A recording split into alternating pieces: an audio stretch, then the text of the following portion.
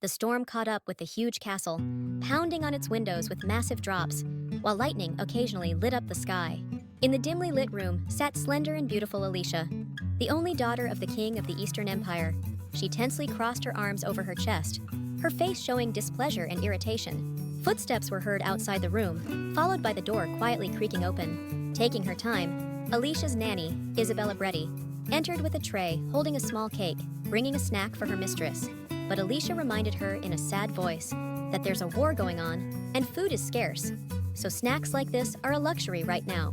At just 9 years old, the princess was already showing qualities worthy of the imperial family. When the emperor returns from the battlefield, he will undoubtedly be proud of his daughter. The girl just smirked, knowing all she had was a long and pompous name, Alicia De Revit. Besides, the man she calls father is the one who started the war when she was just 6 years old. The nanny told her not to worry. His Majesty would definitely come back victorious. But if anything happened, Isabella would protect her till the end. And Alicia was thankful for that. She could see the unwavering emotions in her nanny. But if she had magic herself, she would end the war in a blink. There's a legend in the Empire about a powerful witch who appears only on clear nights. That witch was Alicia, granting people's wishes with her omnipotent power. According to the legend, if you make a wish on a full moon night, the Midnight Witch will surely grant it. Many people came to her with all sorts of wishes, placing their hopes in her. But one day, upon waking up, she lost her powers, and she was reborn as Alicia, the only daughter of the tyrant emperor, and her mother died giving birth to her. The king blamed the girl for his wife's death. For that, he dumped her in the princess's palace, where she spent the next 9 years, never once seeing her own father's face. The only one who cared for her, when even her own blood turned her away, was Isabella. She was the only one in the entire palace who truly loved the princess. The nanny noticed the rain beating against the window and urged Alicia to be careful not to catch a cold in such weather. The princess too was captivated by the stormy weather outside the window. There, in the dark sky, zigzagging lightning flashed quite often, accompanied by rolls of thunder. In such moments, the girl felt terrifying sensations. Another roll of thunder was very close, making the walls seem to shudder. Even the brave nanny flinched. And to keep the princess from getting too scared, she drew the heavy opaque curtains and distracted her with conversations. They wondered when the war would end, but Alicia had no answers. Then, loud footsteps echoed in the hallway, and the girls realized someone was running towards them. A knight burst through the door, calling for Her Highness's attention. The nanny came out, demanding an explanation with authority, asking why he had barged into the princess's room without permission. But he ignored her objections because he had brought dreadful news. With a pale face, the knight announced that His Majesty the Emperor had fallen in battle. The nanny was horrified, while Alicia became pensive. At 9 years old, she became a complete orphan. But with that, she regained the power she had lost. Then, with a heavy sigh, the knight added that despite the king's death, they had won the war. With a calm unusual for a child, the princess asked for his name. The knight, with an uncertain voice, apologized and introduced himself as Shubel Isip. The princess stood up, realizing he was from the 5th Knightly Division, and confidently stepped towards him. She reminded him of a crucial oversight, which got Shubel all worked up again, his breath catching in his throat. After all, no matter how urgent the situation, barging into the princess's room without permission is not acceptable. A chill ran down the guy's spine. He really did screw up. Clinging to hope for mercy, the knight fell to his knees before the princess and began to beg for forgiveness. Alicia didn't even glance at him, because being confined here doesn't mean she can be looked down upon. The king was now dead, and he had no other children besides her, nor had he declared anyone else as his heir. Alicia headed for the exit, and the worried nanny rushed after her, asking where she was going, but the girl remained silent. The princess weighed the situation and realized that she was now destined to become the empress. Meanwhile, in the Great Hall, the meeting began with discussions about the king's death and the victory in the Great War. Now they need to find a new heir and look for a distant relative, preferably from a collateral branch of the family. But that was impossible, because when the emperor ascended the throne, he wiped out all his blood relatives. Suddenly, with a loud crack, the massive doors burst open, flying off their hinges. The frightened officials spotted the figure of Alicia in the rising dust cloud, slowly approaching them. She didn't come just for a visit. She came as the future empress, heading straight for the vacant throne. The council members were shocked by such audacity, since no one had given her the right to sit there. But she just surveyed the room with an air of absolute authority. Then their attention was drawn to the silver color of the girl's hair, the same as that of His Majesty the Emperor. The princess looked at the people with a sharp, red-eyed gaze, further confirming her royal lineage. The council members realized that they were in the presence of Her Highness Alicia, who found it amusing that it took them so long to recognize her. But their faces froze in confusion. It seems they weren't exactly happy to see her. Whispering started over the table. Then one minister slammed his fist down and voiced his dissatisfaction. No one considered her a real princess. And what could she possibly know, having been locked up in a castle all her life? She can't be an empress. Alicia asked the man who was so boldly speaking about her which family he was from. Her voice was young but authoritative, and her tone made the man freeze for a moment. The others in the hall were surprised that such a young girl already possessed such a strong spirit. Eventually, the man introduced himself as Marquise Dermar from the Perong family. The princess bluntly criticized that despite their titles, the level of the ministers was too low to govern their empire. When she addressed them, the council members saw a reflection of His Majesty in this girl. She realized they were looking for a puppet candidate, but it was she who had the imperial blood flowing through her veins. The Marquis started stumbling over his words, insisting he didn't mean it like that. Looks like a self-assured group of ministers just got schooled by a 9-year-old girl, going against whom was a lost cause. Then, Arnold from the Duke Herdev family introduced himself and bowed deeply to greet Her Highness. He then clarified that they were worried about the girl's capabilities, since taking the throne means taking on massive responsibility. That's why there were doubts about giving the crown to a princess who hadn't yet proven she deserves that spot. In many regions of the empire, a long-lasting war has brought about destruction, and this issue needs to be resolved as soon as possible. And the statement that the princess must prove her qualifications irritated Alicia, but her voice didn't waver. The Duke kept insisting that they need proof that the girl can be a worthy empress. The princess found such a demand rather amusing, but she stood up so everyone could see with their own eyes the power she possessed and raised her hand in front of her. This made the Duke lift off the ground and hover as if weightless. But Alicia wasn't in a rush to bring him down and made him rise even higher, almost to the ceiling, which caused Arnold to panic a bit.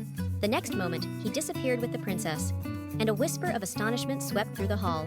After all, to teleport someone that quickly, you need to have some seriously powerful magic, and such magicians had not been seen in the Empire before. Some doubted that the princess was a mage, since the Emperor wasn't one. He just achieved a high level of mastery with the sword at a young age thanks to his talent. But her nanny never doubted that this girl was special. Meanwhile, in a border village, space warped and a teleportation portal opened, through which the princess and Duke Arnold arrived. And since it was his first time, his landing was pretty rough. And Alicia, who hadn't used magic for a long time, was glad it all worked out, but still didn't know how her mana had returned. However, she specifically went to this village to see how severe the destruction was. The situation really left much to be desired, with ruins everywhere and people seriously hurt. Nearby, a young mother sat with a baby in her arms, muttering to herself. The princess bent down to scoop up a handful of sand, puzzling the Duke following her, but he realized she was about to use magic again. Alicia wished that from that moment, with just a wave of her hand, those suffering from injuries would be fully healed, that the destroyed buildings would one by one return to their original state, and that the lack of food would disappear forever, with enough to spare for everyone. The villagers silently stared, disbelieving that such a thing was possible. But the miracle happened. Even the Duke, who had recently witnessed the princess's magical abilities, didn't think she could pull off something this powerful. But the buildings were rebuilt, people were healed, all thanks to a little girl whose power turned out to be very mighty. Then Alicia and Arnold disappeared, leaving behind a glow that seemed divine to the people. They returned to the palace, and the Duke was thrilled to be back within its familiar walls. The ministers, who had been waiting for them, heard from the princess that she had completed all the restoration work in the borderlands. It seemed absurd, since the war had just ended yesterday, and there wouldn't have been enough time to even fix a fence. So they turned to the Duke, who had traveled with Her Highness, for confirmation. Swallowing his words in astonishment, Arnold admitted that everything had been restored in an instant, and he still couldn't believe it himself. But the princess simply raised her hand, and the buildings were restored. And a lot of food appeared as well. Watching the ministers' reactions, Alicia couldn't understand why they were making such a big fuss over such a trivial thing. But then her gaze shifted to Isabella, who seemed to be the most shocked of all. As for the ministers, Alicia knew that this small demonstration wouldn't be enough for them to acknowledge her. So, she cooked up something more interesting for them, but they'll have to wait a bit. Leaving them to discuss her merits, the princess went off with her nanny. She noticed that Isabella was more than shocked, but it was totally understandable. The nanny had been with the princess since she was born 9 years ago, and back then, the little one was supposed to be surrounded by blessings from everyone. But the girl's fate began with her mother's death, followed by her father's neglect. and the people of the empire, taking it as a bad omen, started to fiercely protest. It seemed like this little innocent tot had committed some terrible crime, and the nanny did everything she could to make Alicia feel less lonely in the huge palace. Becoming like a family to the little girl, over the years, Isabella thought she knew her inside out and knew absolutely everything about her. But today, she saw a completely unfamiliar girl who had been hiding her strength all this time. This showed the princess as an extraordinary person, and from that moment, the nanny wanted to protect her even more. Realizing that Isabella was puzzled, the little girl tried to explain what had just happened, but the nanny didn't want her highness to trouble herself with explanations. Instead, she asked the girl to notice the beautiful weather that seemed to be welcoming Alicia. The sun itself seemed to testify that, no matter what, Isabella would stay with the princess for life. Moreover, despite recent doubts and mistrust, from that day on, everyone bowed their heads to her highness. The subjects hurried to restore the deserted imperial palace. And as the future empress, Alicia now needed to receive a special imperial education. At the same time, the girl had to master all areas at once, because she hadn't studied such subjects before. There was a lot to handle, and it would have been overwhelming for any ordinary child. But not for Alicia. She was good at grasping the material, and during one of the sessions, Signolet, the emperor's assistant, approached her. This guy came to serve at the palace at the age of 17, and had been working there for 7 years. It was considered an achievement since he managed to survive and keep his head under the rule of the temperamental and meticulous emperor. Now he had switched to serving the princess and came with a report. He made sure that, as per her orders, the news of His Majesty's death didn't leak outside the palace walls. The imperial power in Alicia was still not stable, and rumors of the ruler's death would only bring unnecessary trouble. For this reason, they also postponed the emperor's funeral for as long as possible. The princess was also expecting a meeting with Debian, who had already arrived and was waiting in the reception room. He was a noble-born mage, worked at the magical tower, and was also Alicia's mentor in magic studies. He was ordered to be summoned to her immediately, but the princess herself showed no joy about the meeting. She just grumbled that he probably found the shortest route, since it was the first time he showed up without being late. Debian took that accusation as slightly offensive, considering he puts his heart and soul into Her Highness's lessons. But he didn't express any extra dissatisfaction, and showed the princess a magical formula that not even scholars or wizards possess. The girl looked at the intricate scribbles, but couldn't make heads or tails of it. Waving the sheet, she asked him to explain why he wasn't trying to teach her right now, as if he himself was hoping to get some free answers from her. But the young mage immediately objected. His explanation was limited to saying that he didn't dare to dictate what she should do. Apparently, this only made Alicia angrier, and she promptly burned the sheet with magic right in his hand.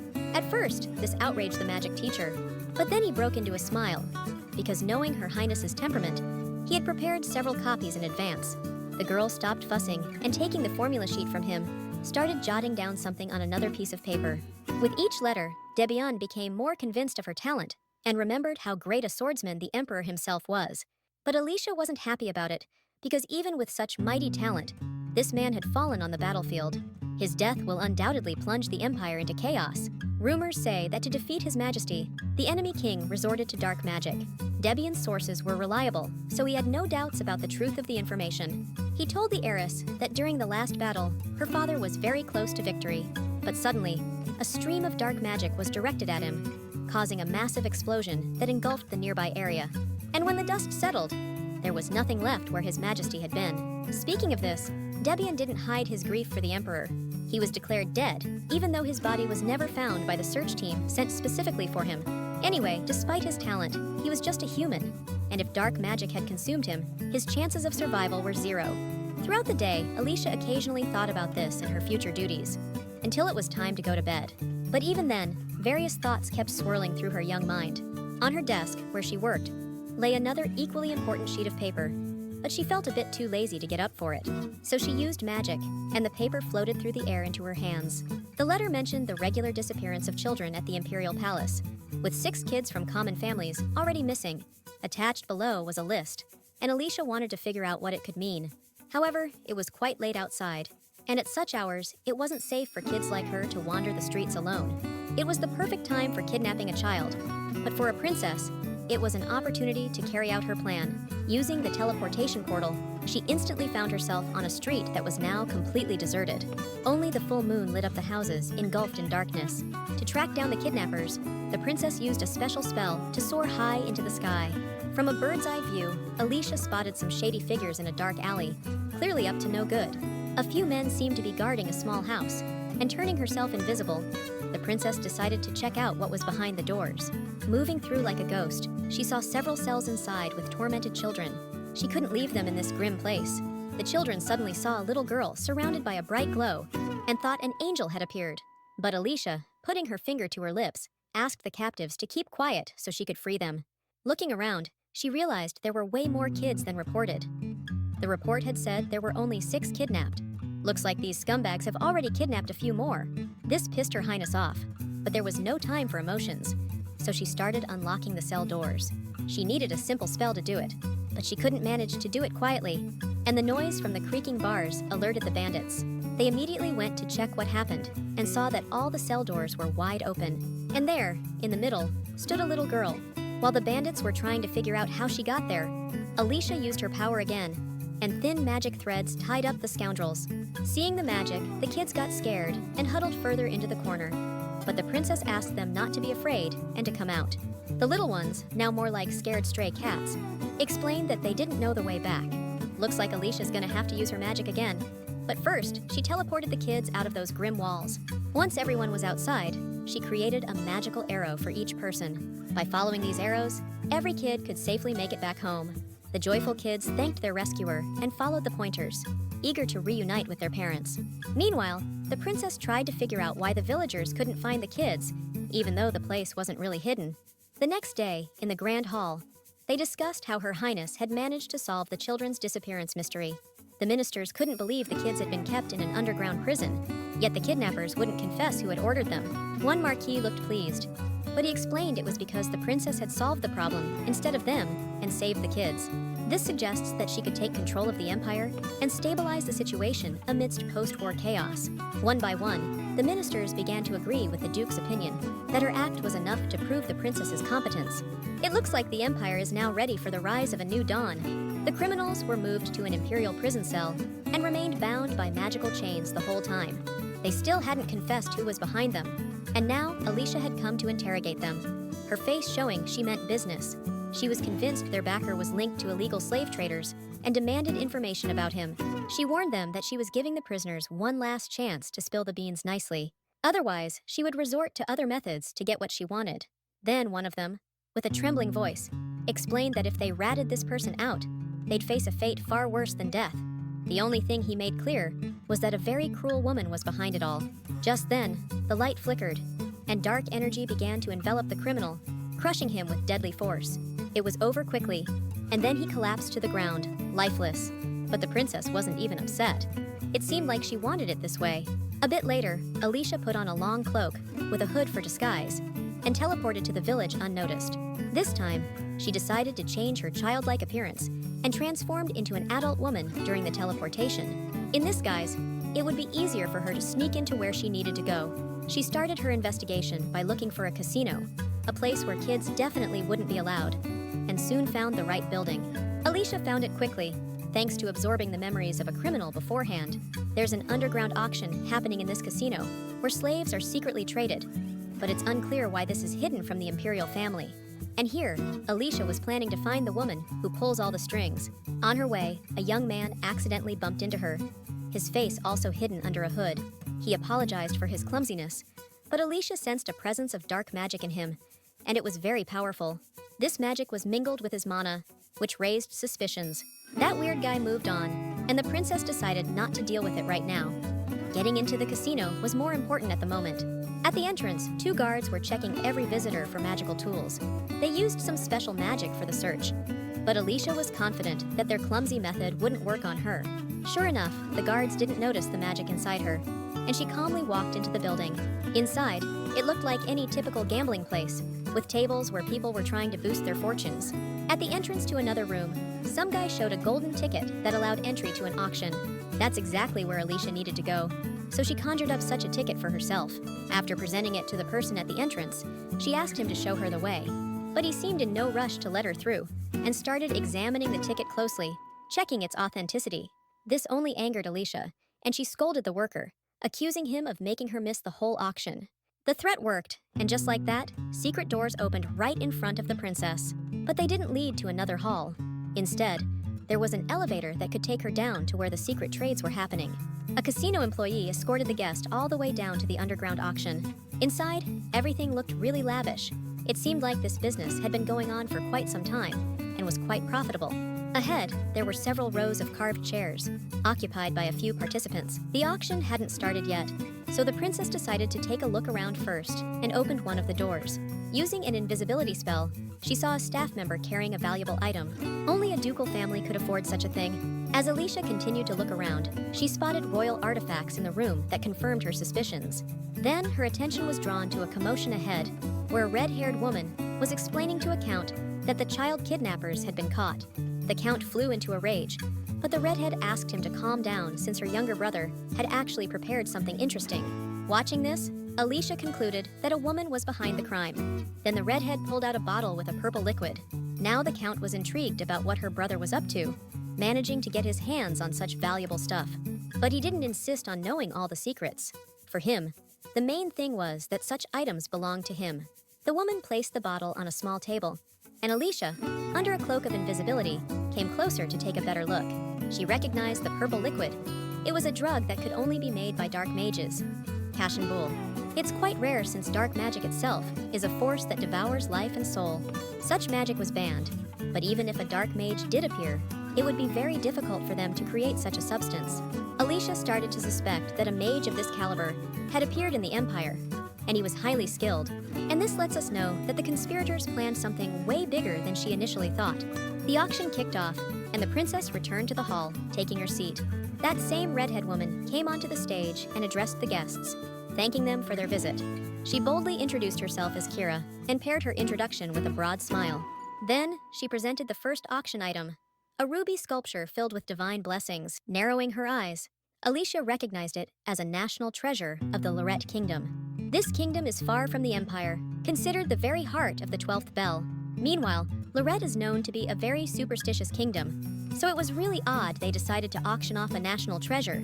Meanwhile, Kira invited the bids to start, and the participants, one by one, began raising the price, hoping to snag the little treasure. After witnessing that mess, Alicia decided it was time to make her move. Instantly, the whole hall plunged into darkness. All lights went out, causing panic among the attendees. And Kira was urging everyone to stay calm, claiming it was just a technical glitch. She promised the issue would be resolved soon, and asked everyone to remain in their seats. After her speech, Alicia appeared on stage, holding an object. She declared that a national treasure of a tiny kingdom had been stolen and put up for auction. Kira looked at the bold guest with disdain and demanded an explanation of who she was. But the princess just smirked and then conjured a document in her hand.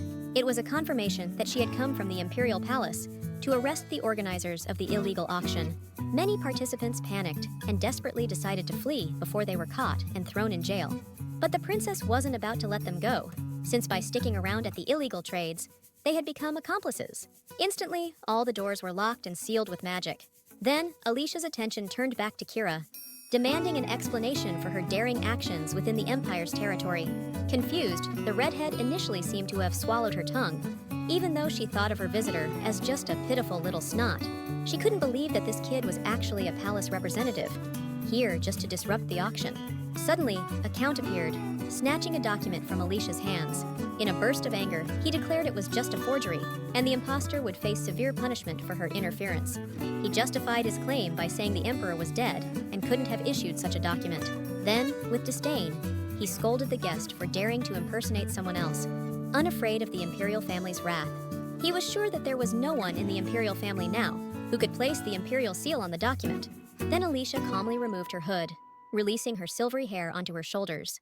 This made the count switch from confidence to a panic attack, realizing he was facing someone of royal blood. His body shook so much that his legs gave out, and he fell on his well-fed ass. And the princess just smirked at him with disdain. Then, slightly angrily, she explained that, actually, there is someone who has the right to place the imperial seal.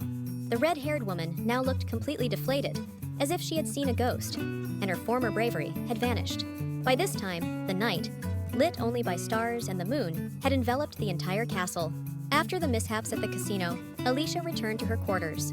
She wanted to lie down and rest, but was immediately engulfed by her frantic nanny, who was beside herself with worry. She wanted to know where her beloved little girl had been. but she couldn't confess that she had stormed the black market and sorted everyone out. Holding the princess's hands, Isabella confessed with a trembling voice that she's been feeling really anxious lately. Her words worried Alicia. Her face now looked troubled, and she asked to share her fears. Then she found out that the nanny was worried about her walking through dangerous places without any guards. The princess didn't even warn Isabella that she was planning to go somewhere. The little girl realized she had unwittingly made her nanny worry, and promised that from now on, she would keep her informed. Isabella felt a weight lift off her heart after hearing this, and only then did she report that a counselor was looking for the princess. Alicia didn't know what Senelet urgently needed to discuss, but she went to meet him only in the morning. After greeting her, he invited Her Highness to proceed to the council chamber where the rest of the ministers had already gathered. The princess didn't understand why they needed her there, but maybe it's about her coronation, since Alicia has been quite actively demonstrating her abilities these past few days. She agreed, but asked Senelet to accompany her. This young man always followed the princess's orders without question, but she doubted his true loyalty. On the other hand, he was chosen by the emperor himself, and the girl needed to wait and observe to find out the truth. Suddenly, the subordinate knelt before the princess and declared that, for the peace of the nation, he must serve the empire's son. His words sounded sincere, and that convinced Her Highness of his loyalty. But before they set off, Alicia gave him another task, mentioning a certain servant. This person was leaking information about the palace's internal affairs for money, which really angered her. Senelet immediately apologized for not discovering this sooner, but his apologies were irrelevant. Since Alicia had already caught the scoundrel and locked him up in jail, it was now up to the advisor to find out who else was involved in such deeds. After giving the order, with a satisfied smirk, the girl headed to the ministers. Everyone gathered in the hall and kept discussing some details until Her Highness appeared. When the door opened and a little girl stepped through, they all bowed their heads to her. But Alicia didn't respond to their greetings and confidently made her way to the throne. Then, with an impassive face, she slightly irritably asked what they needed from her. The Duke reminded her that the empire had sunk into darkness and asked Her Highness to rise like the sun and protect the country. Then all the other ministers collectively asked the princess the same thing. For a moment, Alicia paused, realizing that with power comes great responsibility for the future of the empire. Then she turned to the finance minister. The thing is, she needed official authority, and she asked this person to prepare everything necessary for the coronation. Soon the meeting ended, and Alicia went back to her room to be taken care of by her nanny. Isabella, as always, brushed the little girl's beautiful hair about 1,000 times for that radiant beauty. The princess herself drifted into memories, realizing that the nanny was the only one who stayed by her side all these years. Everyone else turned their backs on her the moment her father locked her up in this castle. And now, she shared with the nanny, confessing in a wistful voice that she would become the empress. But she said it as if she was seeking advice from the only person who cared about her in this prison. Isabella never doubted the princess's strength and righteousness. She believed that the girl could find the right path on her own and handle whatever lay ahead. Alicia listened to the nanny's advice, who was her only family, and thanked her for the kind words. And she reminded her that if anyone dared to oppose Her Highness's will, she would deal with the scoundrel herself. Such statements always amused the little girl, and this time was no exception. Some time passed, and Isabella helped the princess get ready for the ceremony, putting on a special cape for such occasions. But Alicia's confidence wasn't about what she wore. She was focused on her future and ready to embrace her title. The nanny kept cheering her up, admiring her magnificent look, but the girl kept a serious face. Lastly, Isabella adjusted the luxurious bow, but then she noticed something was bothering Alicia and got worried about her well-being, but it seemed for no reason. Smiling, the princess promised to do everything to make Isabella truly happy. This pleased the nanny, but just being with the little girl was happiness enough for her. However, there was no more time for sentimental talks. It was time for Alicia to step into the limelight. She was greeted with the deepest respect by all the ministers. She herself remained calm and confident, proving she was worthy of becoming the empress. From this moment, she's no longer just a little princess, but the chosen one destined to rule a great empire. Everyone counts on her wisdom and justice, and she gains the right to decide the fate of the nation the moment she wears the crown. During the ceremony, the priest blessed her, for she now becomes the new son of this land. The coronation started with a lengthy blessing from God's first servant, and it seemed like nothing could go wrong on such a day. But suddenly, the doors burst open, and it was as if a whirlwind had stormed into the hall. Everyone present panicked, not understanding what was happening. Immediately, a protective energy dome covered the princess and the priest. Alicia recognized the chaos that had stormed into the palace, because not just anyone could pull that off. Out of the dust emerged a man in armor, furiously demanding to know who dared to claim his throne. He then spotted the little girl, preparing to receive her crown. Alicia figured out who was standing behind her, and the ministers were terrified, realizing that Emperor Robertus Revertis himself had returned. To the girl, they looked like scared puppies, who had just called her the new son, and now were cowering. She kept her composure and simply apologized to her father for not recognizing him immediately. Then, as befits a throne heiress, she greeted His Majesty properly. But the Emperor's anger didn't subside, and ignoring his daughter, he ordered the servants to take her away. This hurt the little girl's pride, as his actions humiliated her in front of her future subordinates, and she boldly declared his character repulsive and unworthy. Hearing this, the priest even dropped the crown from his hands, afraid of the Emperor's wrath. The girl, putting on an innocent face, pretended to be foolish, claiming her words had accidentally slipped out. Suddenly, the Emperor's sword was at her neck, and he was indeed ready to behead her, as she had not only disobeyed his order. He was furious that she dared to leave the princess's palace and set her sights on taking his throne. Her defense was that, as a princess, she couldn't just stand by during the chaos in the empire. The girl spoke as if she was mocking His Majesty's behavior. She wasn't afraid of death, especially since if he really wanted to kill her, he would have beheaded her long ago. Then, Alicia expressed concern about her father, who was probably exhausted from the war events, and she advised him to rest from the journey. But that only angered the Emperor more, and he swung his sword. It was her daughter's words that stopped him, as she agreed with his will but promised she would return. In reality, she knew that people don't return from the dead, but her words worked, and the king just asked her to get out of there. All this time, only their voices were heard in the hall. The others silently trembled, fearing the Emperor's wrath. And the little girl was once again facing days confined in the princess's palace. She remembered how her magic trembled when she stood before the king and boldly suggested he give up the throne. At that moment, she felt as if lightning struck her hand, and a strange sensation enveloped her entire being. Isabel, who kept worrying, interrupted her thoughts. The nanny knew how rough it was for the princess, as new doors opened for her only to be slammed shut by her father. But Alicia understood that since the rightful throne owner had returned, it was time for her to go back to where she'd spent the last 9 years. It still saddened her, though, because she had tasted that power. To keep the little girl from feeling down, Isabel suggested they listen to a funny story she heard in her childhood. She planned to tell that very legend about the Witch of the White Night. According to the story, this witch lives on the moon, and if you make a wish with all your heart, she will definitely grant it. That's why the nanny asked Her Highness not to worry. But the girl didn't grasp the essence of her request, and she explained that she plans to pray to this witch every time there's a full moon in the sky. Isabella will ask the powerful witch to fulfill every wish Alicia has. Last night, the little girl dreamt that some girl was asking a goddess to send her someone who looks just like her beloved. She couldn't remember the details, but a feeling of anxiety started to haunt her.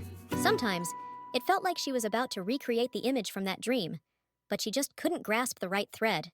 Her deep thoughtfulness didn't go unnoticed by the nanny, who brought over a light snack in the form of a sweet pastry, and she asked to share her sorrow, guessing that the little one probably just had a bad dream. The princess wanted to share her thoughts, but didn't want to make her nanny worry even more. But no one except Isabella could really understand her feelings. Besides, Alicia couldn't remember the details of the dream, so she suggested they go for a walk instead. She was sick of being cooped up, didn't see herself as a captive, and even came up with a brilliant idea. Besides, the method they used to get out was anything but ordinary. Alicia suggested escaping through teleportation. And surprisingly, Isabella didn't resist at all. In fact, she was thrilled. And upon arrival, she was even shocked that she felt nothing, even though travelers through the portal usually experience terrible nausea. The princess explained that this only happens to novice mages, so everything went off without a hitch. But that wasn't the only thing worrying the nanny.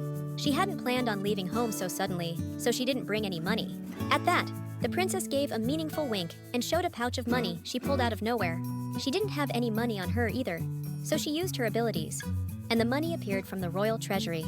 It wasn't considered stealing, since the girl had recently worked hard, and the money was a reward for her efforts.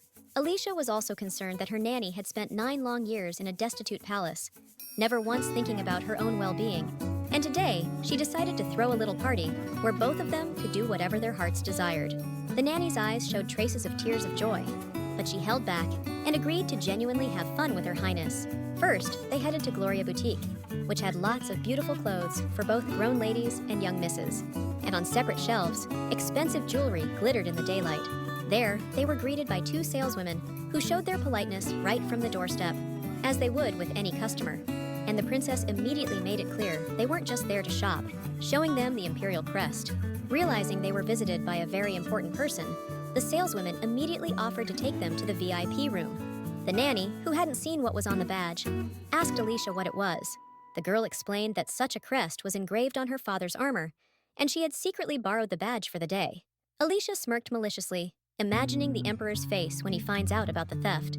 And while they were discussing, the saleswomen returned, bringing the finest dresses and matching jewelry. The princess picked out clothes for both herself and her nanny, then asked to send the bill to the imperial palace, and to wrap up all the purchases and send them to the princess's palace. A bit later, Senelel came to the emperor with a report that a portion of the royal treasury's gold had mysteriously vanished. His Majesty was also greatly upset by the disappearance of the royal crest from his armor. Now he was holding a very long receipt, and his eyes kept widening as he saw the price for each item. But what concerned him more was how someone could have penetrated the treasury and left no traces, despite there being 20 security barriers. Senelet felt sweat rolling down his temples and assured that he would figure everything out. Hoping his head would remain on his shoulders, the advisor was about to leave when another servant entered with Isabella. They passed on the princess's wish to meet with His Majesty for tea, but he declined. The servants were worried, especially the nanny. Knowing how disappointed Alicia would be, Senel decided to persuade His Majesty, but he was already gone. Mysteriously, without his consent, the emperor got teleported to a lavish garden in his palace. He recognized the garden and wanted to leave, but now a wide lake blocked his way back. Then he heard the voice of the little princess, starting the conversation with how nice the weather was outside. Behind him, His Majesty saw the girl sitting on a blanket, having set up a picnic, and sipping tea. Alicia asked why her father had turned down her invitation. The emperor's feelings were mixed at that moment. He sat down next to his daughter and asked her to explain what she was doing there. His eyes, meanwhile, were full of anger, so the princess realized that His Majesty probably didn't like having tea just on the ground, and right away, she yanked the tablecloth, using another one of her abilities. In a blink, they were sitting at a comfy little table, something the emperor would surely appreciate. But then he got curious why his daughter wasn't leaving. After all, there's nothing stopping the princess from walking out of the palace and living life her way. And if she stays put, it won't change the situation or how he feels about her. But the girl considered this place her home. She wasn't even scared when the emperor threatened that he might kill her one day. Alicia took it as a bad joke. He himself doesn't really believe it's possible, and the princess isn't staying because she's waiting for some display of love from her dad. She's just tired of living like she's dead, seeing the same old thing every day. She wanted to change her existence and never go back to the life she had for the past 9 years. Over these few days, Alicia had tried something new, and she didn't want to go back anymore. And if His Majesty dislikes her presence that much, he should have gotten rid of her the moment she was born. Back then, the princess posed no threat to him, but now things have changed, and the girl has gained power. Her father's words that he was tired of her hurt her, and she teleported him back, not wanting to see him anymore. For a moment, her eyes filled with sadness. Her emotions just burst out, and she realized that being near the emperor, her magic became uncontrollable. Then her gaze went blank, and she wondered why His Majesty hadn't gotten rid of her when she was just a baby. Despite the unplanned journey, he continued to handle imperial affairs and called a meeting. The ministers reported that it had been a long time since the last debutante ball, and it could no longer be postponed.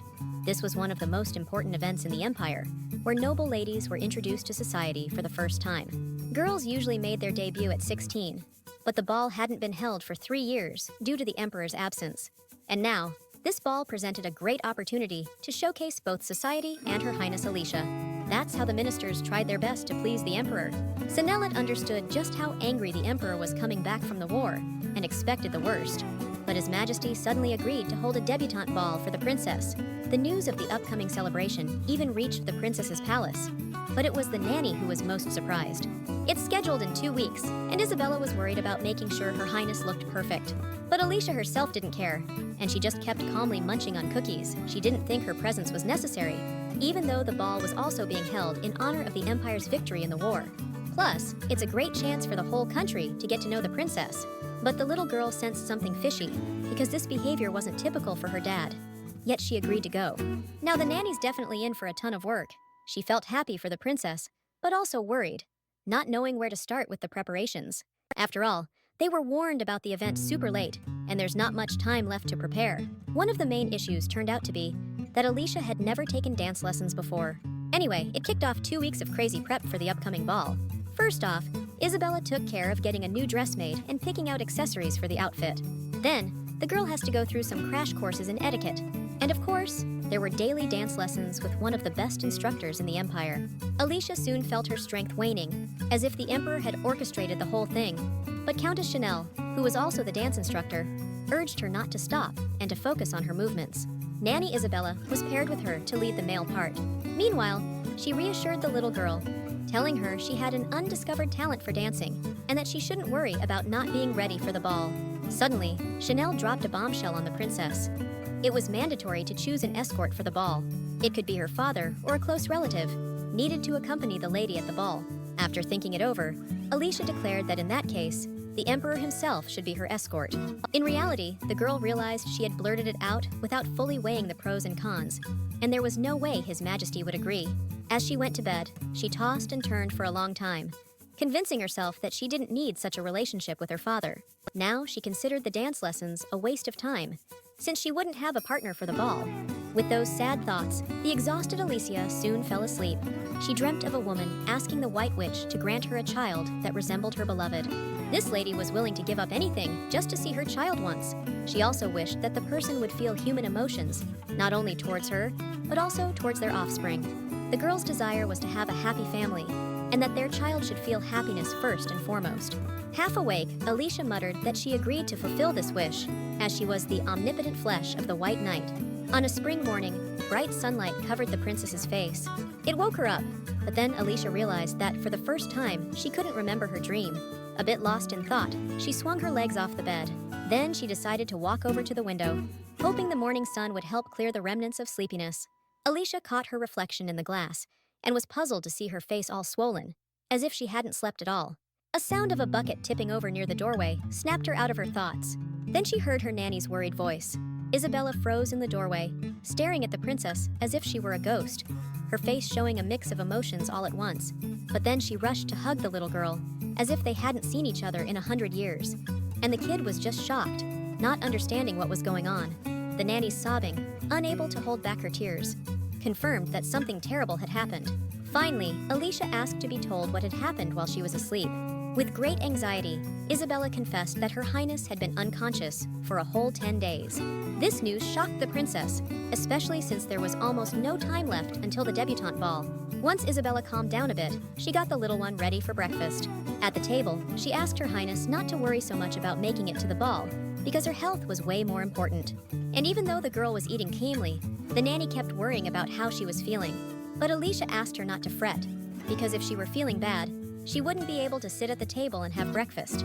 Suddenly, a concerned voice could be heard approaching from a distance. Turning their heads that way, Alicia and Isabella saw young mage Debian rushing towards them. The nanny realized he didn't come for no reason and left the princess to talk with him alone. Inviting the guest to join them for breakfast, Her Highness asked what brought her teacher so early. Moreover, he arrived without warning. But from his worried face, it was clear he had some news to share. Besides checking on the princess's well-being, Debian had a proposition, and he asked if Alicia was interested in visiting the magical tower sometime. It sounded like his own life depended on it. But Alicia turned down the offer, guessing he'd bug her about lifting some magic seal or something like that. This noticeably upset the magic teacher, and he decided to persuade the little one in a different way. He pointed out how crucial it was for her to master all the mysteries of magic, and that she had many loyal subjects ready to follow her. He wasn't deterred by the fact that the girl needed to prepare for the ball. He understood how much had been piling up on her lately, and ultimately explained that he was just suggesting a way for her to have some fun. Debian was confident that Her Highness would be curious to see the magic circle, and that convinced the little one to agree to go for a walk. The wizard took her hand, and immediately they were enveloped in a golden glow, which began forming magical symbols. It was also a method of teleportation, but it was different from what the princess usually used. The next moment, they found themselves in a magical tower. But it seemed not everyone was warned about the guest's arrival, and one of the apprentices froze in place when he saw Alicia. At his sudden shriek, another apprentice, who was arranging books, turned around and couldn't believe his eyes. There stood Her Highness Alicia, and they immediately showered her with greetings and compliments. Lord Debian quickly explained that the princess was here for a tour, almost as if he warned the apprentices to watch what they say, and all three of them burst into laughter on cue. Meanwhile, Alicia just critically observed their overacted childish behavior, as if she suspected something. She was right. The apprentices offered to test some magical formulas, but Debian quickly shut them up again. He reminded them that Her Highness should be accompanied in a fitting manner. Then he himself went to show her around. On the way, he explained that the magicians here might seem a bit off, because they're deeply engrossed in studying magic.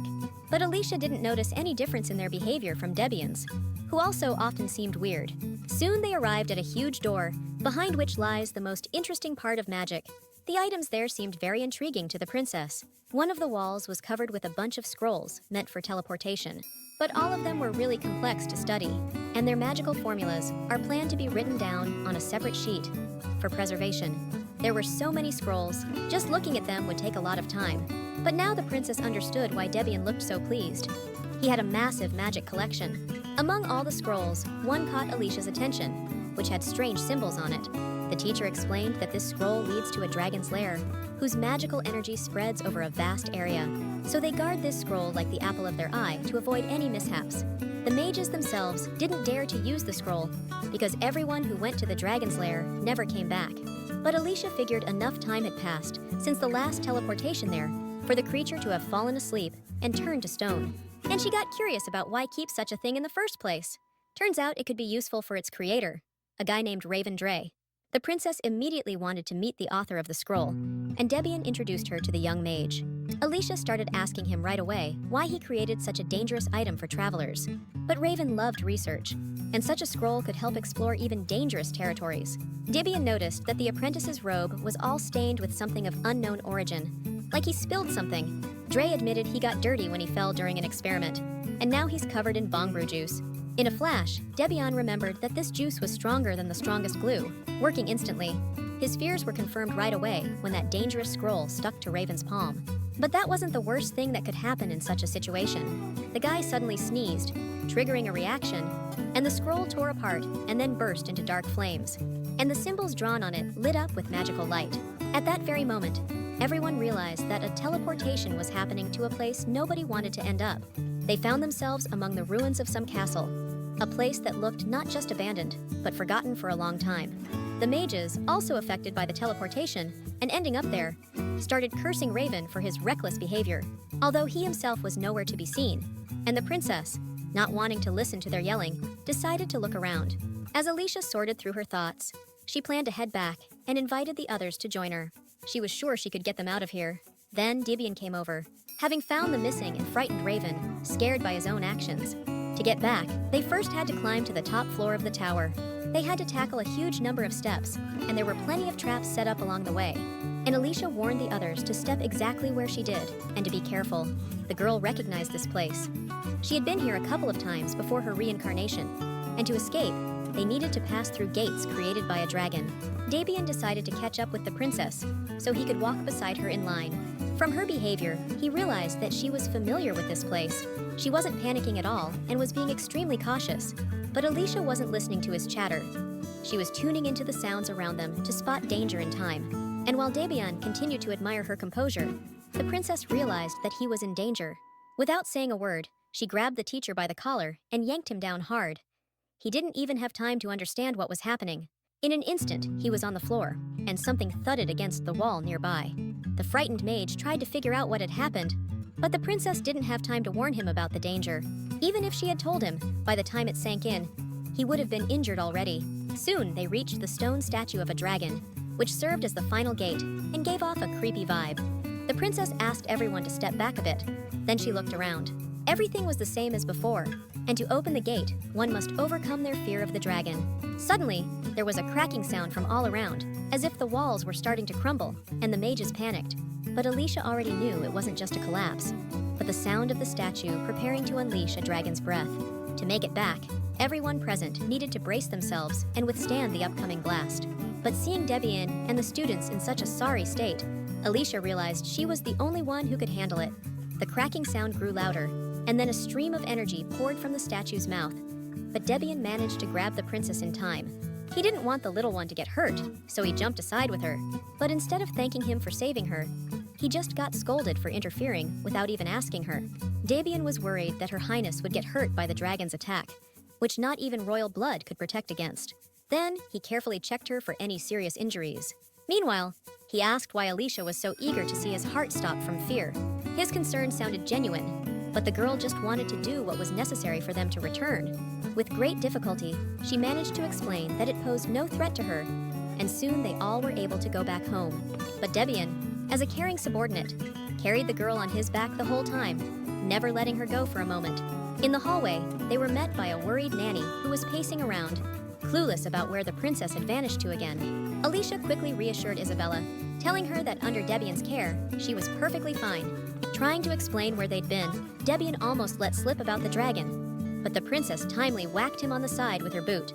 Realizing he almost spilled her secret, the mage reported that they were just strolling through the magic tower. The nanny, somewhat calmed down, decided to fetch something for Alicia. The girl needed to tidy herself up, for despite assurances that all was well, her appearance suggested otherwise. Debian finally set Her Highness down on the floor, and then she made him an unexpected offer to accompany her to the debutante ball. It caught the teacher off guard, but at the same time, he felt proud to be considered for such an important role. The corners of his mouth instantly stretched into a smile, and he joyfully accepted the princess's invitation. The girl laughed too, glad she wouldn't have to wander alone in the ballroom anymore. But suddenly, Debian expressed his doubts about whether it was really necessary for Alicia to go with him. After all, it was her first high society event, and she deserved a more distinguished escort, not just a simple mage like him. Though his choice wouldn't disgrace her in the Emperor's eyes, Debian just didn't feel worthy of being by her side at such a crucial moment. Besides, everyone considers unrecognized mages like him to be charlatans, and behind Alicia's back, they would end up calling her crazy. That really worried him, as it could tarnish Her Highness's reputation because of him. His words brought a sad feeling to the girl. Even her father never cared about her like that, and she asked the mage not to worry so much, since she already bore the mark of an exiled princess. He shouldn't mind what others say because she chose him herself. This pleased the teacher, but there was still something else that troubled him. Turns out, he couldn't dance at all, so the princess ordered him to hit the hall and start learning ASAP.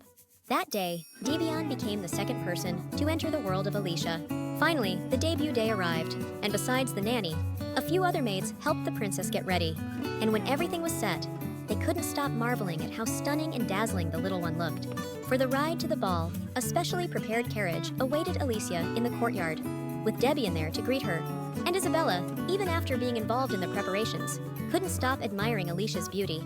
The girl was wearing the most beautiful dress, and red bows adorned her silvery hair, shimmering. Amidst all this, even her serious expression was a bit overshadowed. She became curious about how Isabella managed to get the carriage, knowing the Emperor wouldn't have been so generous. The nanny just wanted as many people as possible to see the little one, so she made an effort. Debian helped the princess get into the carriage, and as they said goodbye, Alicia thanked Isabella for her care and promised to definitely come back. The path to the palace wasn't that long. The girl hardly had time to get tired. At the entrance, a servant greeted Her Highness and asked her and her companion to go straight to the second floor.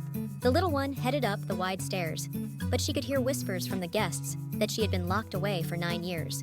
Everyone knew she was the Emperor's only child, but it seemed that this tyrant still couldn't get over his wife's death. However, that didn't change the fact that this girl was the next in line to the throne, and as she approached the main hall, she noticed her father from afar, clearly in a bad mood. Upon seeing his daughter, he shot another angry glance her way. For a moment, Alicia felt like a scolded puppy, especially since it was the most important day of her life, and her father was openly despising her. She knew she reminded him of his mother, but she's a living person too, and she herself remembered the Empress. But right now, she needed to keep it together, and Alicia boldly admitted she didn't expect to see the Emperor. His Majesty remained silent. Now, as they both entered the hall, it was inappropriate to start a family quarrel. They announced the arrival of the Empire's son, Emperor Robertus Revitsir, and his daughter, Alicia, and the girl kept quietly sniping that she was the ruler's only daughter, and nearly embarrassed herself by almost being left without a partner. Then she bragged about her luck, and how a scholar had responded to her invitation. The Emperor didn't say a word to that either, just silently walked away, leaving a trail of indignation behind him. Alicia realized she had managed to get under his skin, while Debian was nearly scared to death of losing his head over her words. Later, he honestly admitted he was sweating bullets because he didn't expect to see His Majesty there. And as soon as the music started, the magician reminded the princess that she had to dance at least one dance. It'll help distract her from those bad thoughts, and the girl agreed. They got ready to waltz, even though she was practically breathing into his belly button because of their height difference. But Debian was more worried about nailing the dance itself, even though he had practiced it a few times before coming here. Anyway, they were already here, and he offered his hand to the princess. And then they started spinning around to a pleasant tune. Suddenly, the walls trembled, and a weird noise swept through the hall, causing all the guests to panic and scatter. Only Alicia stayed put, trying to figure out what had happened. But the next moment, the doors burst open, and knights rushed in, telling everyone to run because the castle was under attack. It seemed like it was already too late to do anything. The rumbling grew louder, windows shattered, and villains stormed in through them. These masked, unknown enemies started slaughtering everyone in their path, like total barbarians. Realizing the gravity of the situation, Alicia asked Debian to help people get out of there. The mage immediately started showing the guests a relatively safe way out, but he was still worried about the princess, even though he knew what her powers were capable of, and that she could defend herself. Covered in dust from the destruction, a girl spotted some lady curled up in panic in a far corner.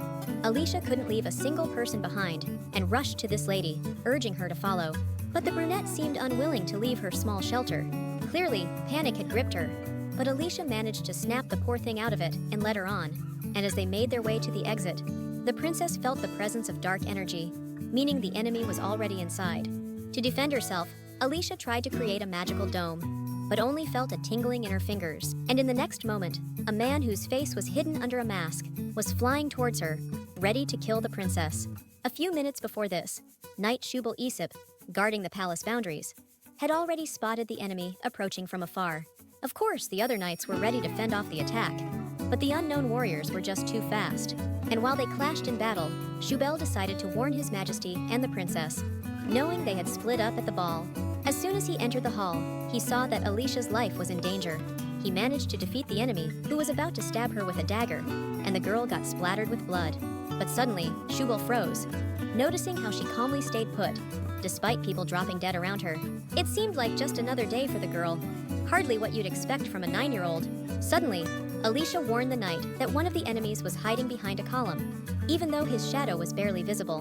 The princess also started wondering why she hadn't been able to use her powers earlier. It looks like some strong magic is involved here, but she couldn't just stand by and watch this slaughter. Alicia asked the knight to lend her his sword. The weapon was too big for her, and she just dragged it across the floor, leaving a loud screech and a wide scratch in the coating. At the same time, she was trying to stabilize her magic and worried that her mana might not work. In her past life, this had never happened. But Alicia didn't give up and tried to concentrate. Her Highness managed to infuse the sword with magic and forcefully plunged it into the ground, unleashing a chilling energy around her. This energy froze everything in its path, and the enemies, who had come as unwelcome guests, got caught in the freezing effect and were bound by the magic. Then, in the next moment, the cold in the air dissolved, and when the frosty mist had completely cleared, Shubal saw that the attackers were tied up to a column. Naturally, before her attack, Alicia had managed to create a protective dome for her people, but not everyone was under its protection. The princess was horrified to see Debian lying motionless on the floor. He fell under the influence of her magic, and Alicia got scared she might lose another close person in her life. Despite serious injuries, Debian was still alive, and they immediately moved his unconscious body to a separate room. In his condition, the girl blamed herself. Even though he stayed just to try and save people, she tried using magic to restore her friend to his former state and heal his illness. But Debian barely moved, then slipped back into a deep sleep. Maybe she needed to wait a bit for the healing magic to take effect, so Alicia stayed to watch over him. Besides, she got curious about what the Emperor himself was up to while the Empire plunged back into chaos. The answer came immediately when someone knocked on the door. In came the agitated advisor, Senulet, bringing Her Highness the sad news about her father. But hearing that Robertus had fallen ill with an unknown disease, the princess didn't even raise an eyebrow. She went to check on his condition and confirmed that dark magic had completely overwhelmed His Majesty. Turns out, after being struck by dark magic in the last battle, the Emperor became extremely vulnerable. Now, even after a minor attack, he's fallen into a deep sleep, and it's unclear when he'll return to normal. The Emperor's doctor's generic answers didn't satisfy the princess. Under her furious gaze, the doctor trembled and explained that the Emperor's body was totally drained after the war. In other words, no one can say for sure when His Majesty will wake up. Realizing this wasn't the answer Alicia was looking for, the doctor knelt before her and swore they were doing everything possible. Turns out, that wasn't the only bad news for today. An advisor whispered to the princess that during this attack on the palace, a woman named Kira managed to escape. And if His Majesty remains ill for a long time, Alicia will have to handle urgent matters. But this time, the girl decided to refuse. because when her father wakes up, he might think again that she wanted to seize the throne. She wasn't okay with that prospect, but then she noticed the condition of Senelet, who had been handling the Empire's affairs alone for 3 years while the Emperor was at war.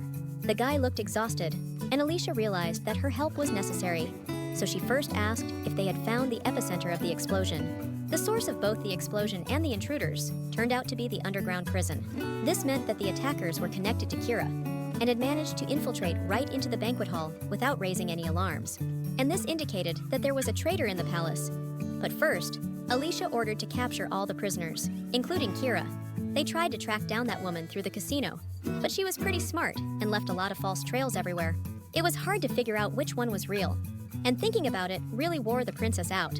She didn't know who this woman really was, but it was clear that she wasn't acting alone or just with one accomplice. Besides, the girl was worried the Emperor would be mad when he woke up and found out she was dealing with imperial matters. But what worried Alicia the most were the problems with her magic. Something strange was happening with it. It worked sometimes, and sometimes it didn't, and the little girl urgently needed to figure it out. She had an idea and decided to try her luck, heading to her father's bedroom for that. She asked the maids there to keep silent by putting her finger to her lips. The girls didn't disobey the princess's request, and watched as she approached His Majesty's body. Over him, Alicia tried to use her magic, but she realized that close to this person, she lost control over her powers and couldn't use them properly. The little one poked him in the neck, trying to wake him up. But that didn't work either, and the maids, seeing her efforts, admired such care, because despite everything, she was trying to wake her father up. Alicia has only figured out that there's definitely a connection between the magic and the Emperor, but finding his weakness won't be easy. Suddenly, it seemed to the girl that His Majesty's eye twitched. She didn't know if it was the magic that worked, or if she managed to wake her father, but decided it was best he didn't see her right after waking up. The princess hurried out of the room, followed by her worried maids. And indeed, His Majesty opened his eyes, thinking he heard someone calling his daughter. But when he turned his head, the room was empty, and bright light was pouring through the open door, like a portal to the afterlife. Then, the Emperor realized he had just been asleep for a while, and later, Advisor Senelet came to report to him. The report discussed an explosion on the princess's debut day, which she is now personally investigating. By this time, all the escaped prisoners had been caught and returned to jail. But the whereabouts of the main instigator, Kira, are still unknown. Now it was clear there was definitely a rat in the palace. Senelet even took pride in how Her Highness resembled her father in such moments, just as sharp and decisive. And the Emperor himself asked that the investigation continue, and that they follow his daughter's orders. Meanwhile, a secret meeting was taking place in some dark corner. A few hooded figures gathered there, waiting for the main villainess to show up. A red-haired woman was slowly approaching the meeting spot. A treacherous smile spread across her face, and she was certain that taking over the Eastern Empire was just a matter of time. The next day, Alicia received an invitation to a tea party from the Duke's daughter, Elizabeth heard of. The nanny was actually pleased that the little one was honored with such attention, while she wondered why such honors. This little duchess was about the same age as the princess, so after her debut, Her Highness now needs to mingle with titled folks and boost her social life. Weighing all the pros and cons as usual, Alicia asked her nanny to pass on that she'd attend the meeting. But first, she wanted to take a little stroll through the rosarium and breathe some fresh air. This idea only pleased Isabella. She was happy to see her little girl in such a great mood. The rosarium is the pride of the imperial palace, and the princess really enjoyed walking there and admiring its beauty. The nanny was just worried they might bump into His Majesty there. However, Alicia herself didn't see anything to fear. Her dad seemed no scarier than a hissing cat. But if they did run into him, it'd be best to just politely say hi and keep moving, not letting it spoil such a beautiful day. Suddenly, the girl remembered that there was a teleportation magic circle hidden somewhere around here, and decided to share this with the nanny. This was news to Isabella, who had been serving the imperial family for years, but had never heard of such a thing. Alicia smiled like she'd just uncovered the biggest secret and guessed that her dad had created this circle. Thanks to her power, the circle became visible, and the nanny could also see the intricate pattern on the ground ahead. And the princess suggested they should give it a try and see where it leads. Isabel thought the idea was extremely dangerous, because if His Majesty found out, his wrath would be unpredictable. Understanding the nanny's worries, the little girl asked her to stay here and enjoy the garden view, while she herself would embark on an uncharted journey, promising to return very soon. Isabel knew she couldn't talk the princess out of this idea. She just asked her to be careful and come back immediately if anything went wrong. The little girl approached the glowing circle, and before stepping over the line, took a moment to examine it. The pattern's lines were drawn so perfectly, it spoke volumes about the creator's exquisite taste. For a second, Alicia's gaze shifted to a small gazebo a little further away. Then she took a step forward and was immediately surrounded by a white glow. The transition to another place lasted almost a second, and then Alicia saw a completely different landscape. Ahead, an old willow tree grew, its long branches hanging over a man leaning against its trunk. In this man, the princess recognized the emperor, who had peacefully dozed off and didn't notice her arrival. She couldn't understand how His Majesty could sleep so carelessly here, especially since he hadn't fully recovered from his illness yet. For a while, she watched his eyelids twitch occasionally. In such a state, this man didn't seem scary at all. Quite the opposite, actually. He didn't even notice a petal falling on his face, and Alicia approached to remove it from his cheek. She tried to do it with utmost care, so as not to disturb the sleep of His Majesty. But he immediately opened his eyes, and the girl quickly tried to distract him by talking about the beautiful weather. But that didn't work, and Robertus demanded an explanation of how she managed to get there. The princess admitted that it was no trouble for her. The explanation was very simple, but for some reason, it scared the emperor, and he even thought she might not be his daughter. His face twisted with confusion and anger. At that, he threatened that the girl wouldn't leave until she answered all his questions. He wanted to know what she was, but Alicia, in response, decided to ask him the same question, puzzling His Majesty. Now it was his turn to answer her about what he was. A debate started between them, the emperor wanting to make sure he was talking to the princess, not just a mask hiding something else.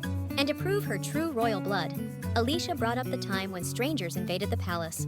She was the one who protected the empire's people back then, while the emperor himself didn't lift a finger. Her face twisted in indignation, because anyone who can't protect their people doesn't deserve to be an emperor. Alicia had to clean up the mess herself, because her father couldn't even take care of himself. He just passed out, but now he enjoys throwing accusations at her.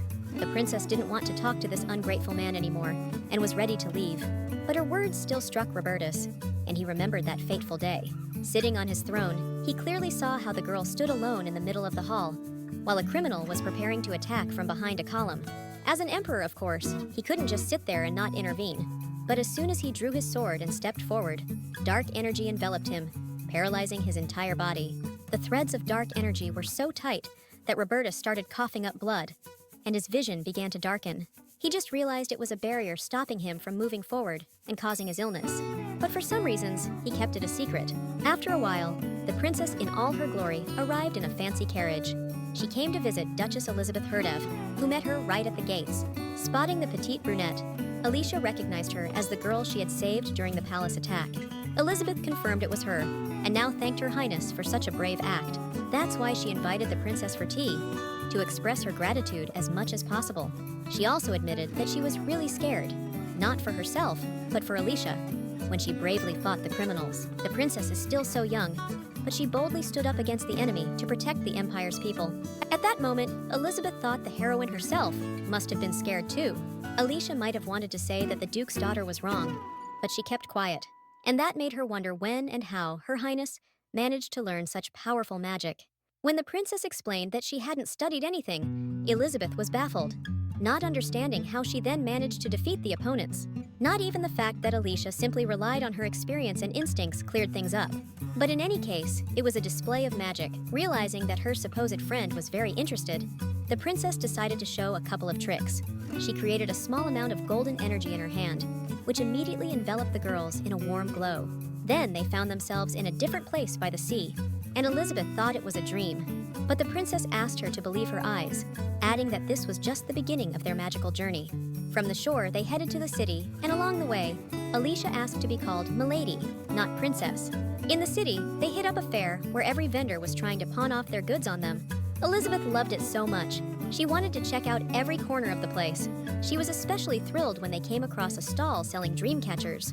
The young countess immediately noticed that these were crafts from the Witch of the White Night, and the seller confirmed that all these souvenirs were handmade and moon-inspired. Superstition has it that if you hang one in your bedroom and make a wish, it'll definitely come true. But the princess felt a weird vibe while checking out these crafts. She wasn't sure if she should buy one, but her friend had already pulled out her wallet to pay for one. Elizabeth liked not just that this thing could grant wishes, it also sparkled beautifully, which would set the mood whenever she looked at it. Seeing how happy the young duchess was, Alicia agreed with her. Then they moved on, but there was a huge crowd at one spot, making it really cramped. The princess thought it'd be easier to just teleport. Suddenly, she realized Elizabeth was no longer holding her hand and had vanished.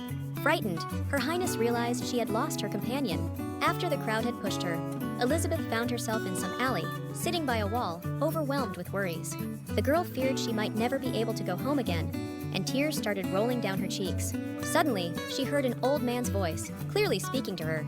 Looking up, Elizabeth saw a short old man leaning on a gnarled staff.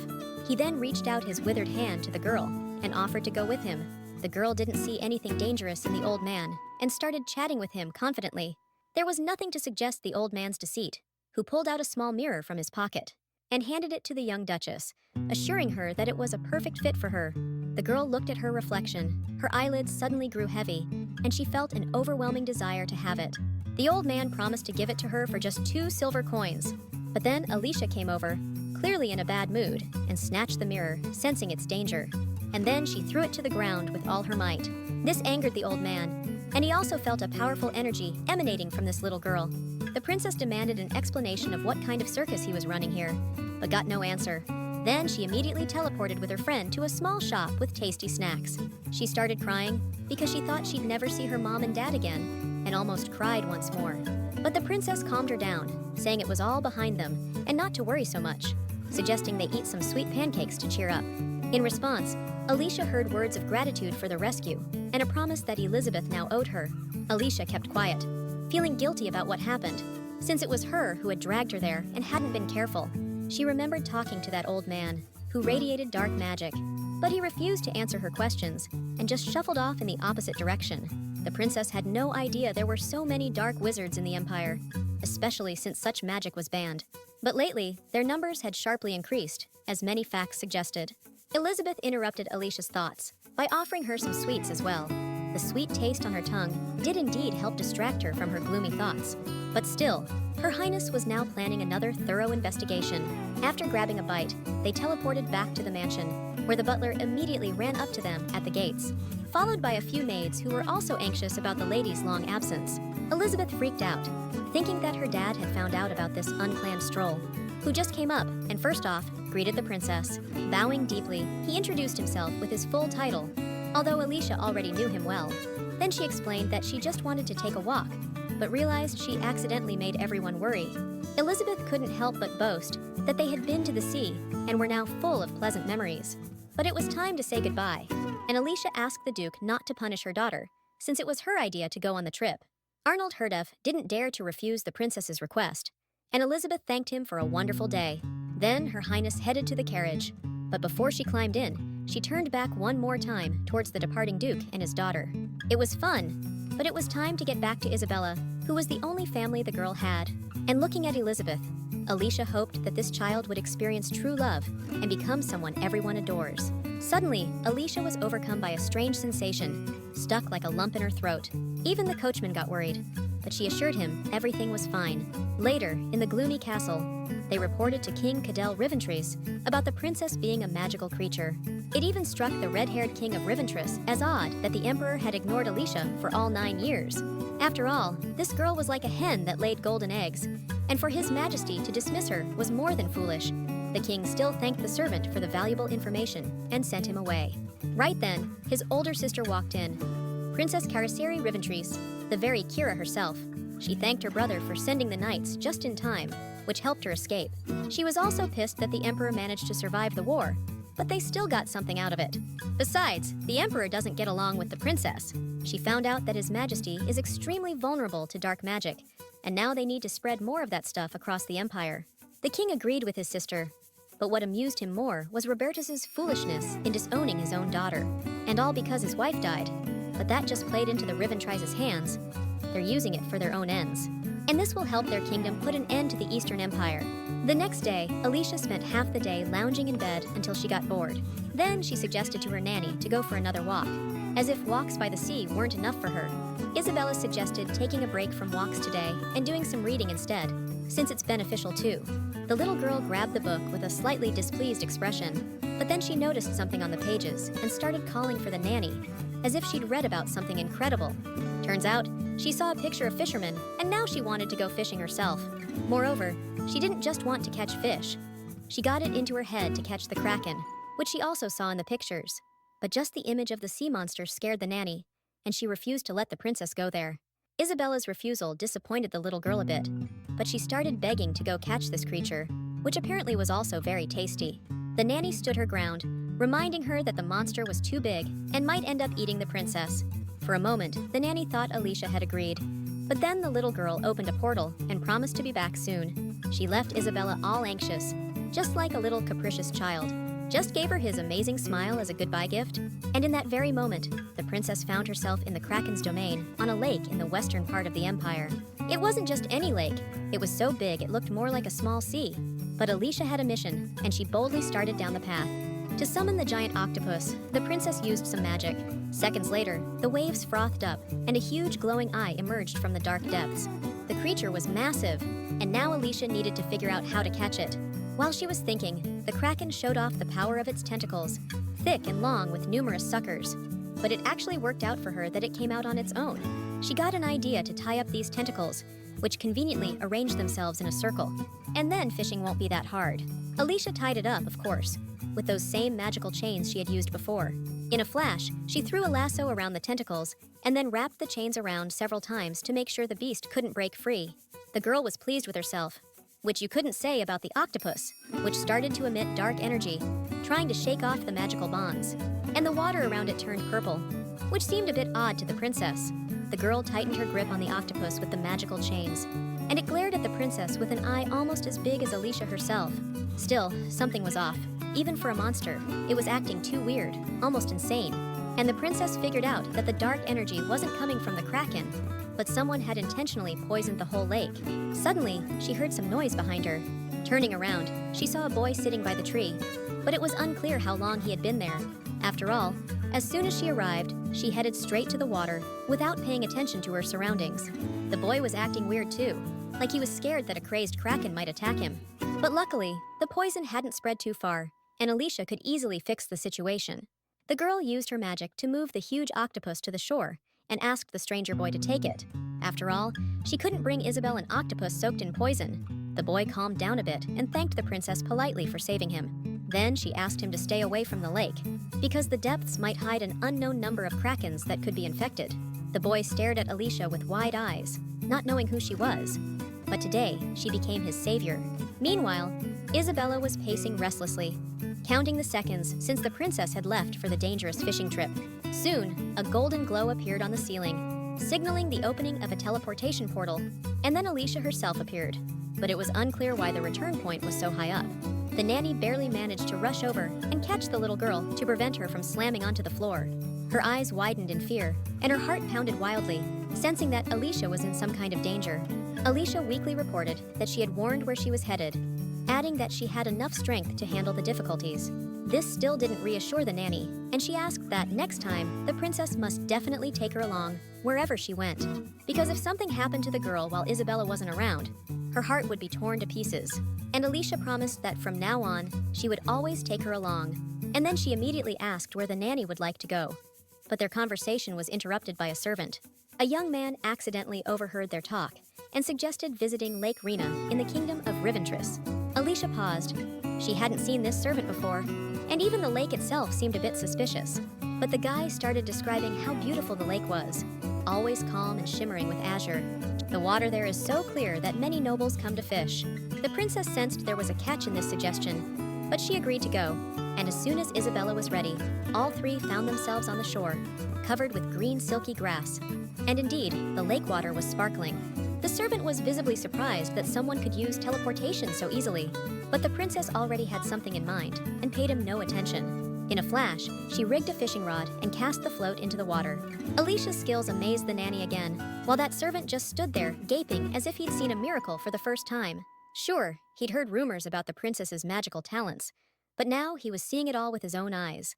The guy started praising her and showering her with compliments, calling her a true genius. Then, a weird idea hit him, to have Her Highness try walking on water. But the princess didn't find it odd at all. She was quite good at it, just like walking on land. Isabella got worried, while the servant practically got down on his knees, begging Alicia to show off that ability.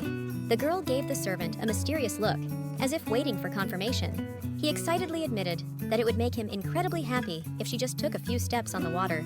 And then, the princess calmly and smoothly walked across the surface of the water, barely touching it with her soles. Deep down, Isabella continued to worry for her little one, but she also admired her talent. And just then, a servant distracted the nanny's attention. He decided to reveal a secret, that the entire territory of the kingdom of Reventris was one big magical circle. For Isabella, this was shocking news, but not for Alicia. She knew it all along, that's why she came here. She figured out his sinister plan the moment this guy first approached her, not worrying about the consequences. The girl noticed his accent, which was different from the Eastern Imperial, but she decided to play along to see how far it would go. And now, she was surrounded by a sleep spell combined with teleportation, something only a madman with no sense would come up with. Alicia started to fall asleep, promising herself that she would definitely kill this servant the next time they met. The last thing the princess saw was the nanny's desperate attempt to reach her. A bit later, when Emperor Robertus was listening to another report, into his office burst a frightened and disheveled Isabella. She was in such a hurry that even her hair turned into a huge tangled mess. Her heart was racing, she was gasping for air, and could only manage to say that Alicia had been kidnapped. Advisor Senelet immediately got worried, but looked questioningly at His Majesty, who ordered the ministers to be summoned at once. Meanwhile, in another kingdom, King Cadell was splitting his sides with laughter. He couldn't believe that the princess, with all her affected grandeur, turned out to be just a regular kid.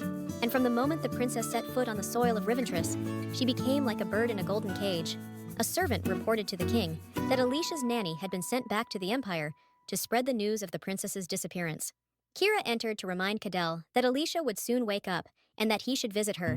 Before leaving, the king asked if the girl really resembled the emperor, and his sister confessed that she had seen her as a grown woman, but her aura was exactly like His Majesty's.